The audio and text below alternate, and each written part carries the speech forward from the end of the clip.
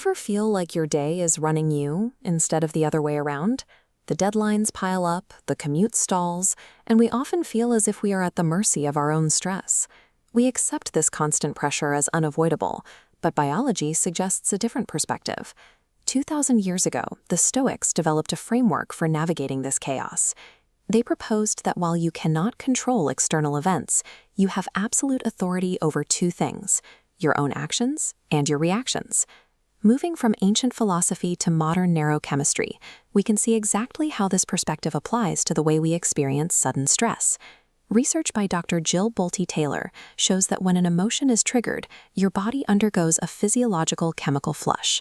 These stress chemicals course through your system and are completely washed out in exactly 90 seconds. If you are still feeling the intensity of that emotion at second 91, it isn't because of the original event. It's because your own thoughts are re-triggering the chemical response, keeping the loop alive manually.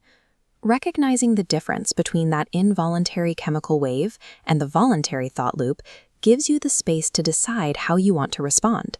To navigate those first 90 seconds without a reactive outburst, you can use third-person self-talk. By simply using your own name instead of the word I, you create immediate psychological distance from the stressor. This minor change in language shifts your brain activity. It moves processing away from the amygdala, the emotional alarm system, and into the prefrontal cortex, which is your brain's logical center for decision-making. If your mind continues to spiral, you can use the 5-3-1 loop break to physically interrupt the pattern of rumination. First, name 5 things you see. Then, move to a different room.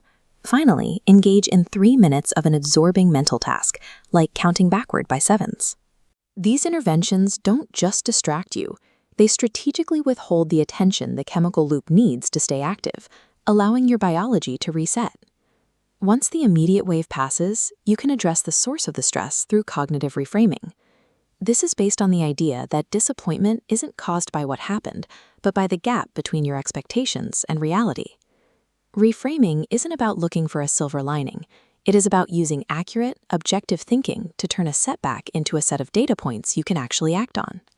Because it's difficult to think logically during a crisis, you need an emotional first aid kit, a set of tools you've put together while you're calm and thinking clearly. Your kit should organize 5 specific responses: identifying your personal triggers, a physical action to release tension, a sensory element to ground you, a cognitive phrase to shift your perspective, and a specific person to reach out to for support. Building this toolkit in advance removes the need to make complex choices when you are feeling overwhelmed, turning your response into a pre-planned system. With your emotional state managed, you can turn to the way you spend your time. We often try to solve a busy schedule with complex, multi-step productivity routines, but the math of effectiveness is far more targeted. The 80-20 rule shows 20% of your daily actions produce the vast majority of meaningful results. Most of what we do is simply noise. To reclaim your day, identify that vital 20% and narrow your focus exclusively to those high-leverage tasks. When you stop trying to optimize the 80% that doesn't matter, you find that your schedule becomes more deliberate and significantly more productive. The real power of this focus becomes clear when you look at the long-term impact of repeating those high-value actions every day. This is the math of the compound effect. It functions exactly like compound interest in a bank account, where small, consistent gains build on top of one another over time. Improving by just 1% every day doesn't sound like much, but mathematically, that 1% daily improvement makes you 37 times better by the end of a single year.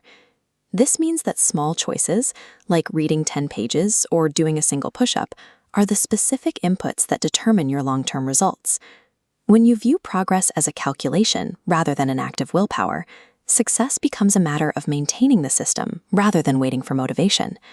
If you are going to let your habits compound over years, you need a way to ensure you are compounding the things that actually matter to you. You can find that clarity by using the deathbed test, a perspective that helps you filter out the non-essential. Imagine yourself at 90 years old, looking back on your life. From that perspective, you can see clearly whether you'll care about today's busy work or if you'll value the time you spent on growth, relationships, and contribution. List your current goals and circle only the top 3 that would matter to that 90-year-old version of yourself. Everything else goes on an avoid list to protect your time and energy. Managing your life isn't about finding a complex secret. It's about surviving the 90-second wave, focusing on the vital 20%, and letting the math of compounding handle the rest.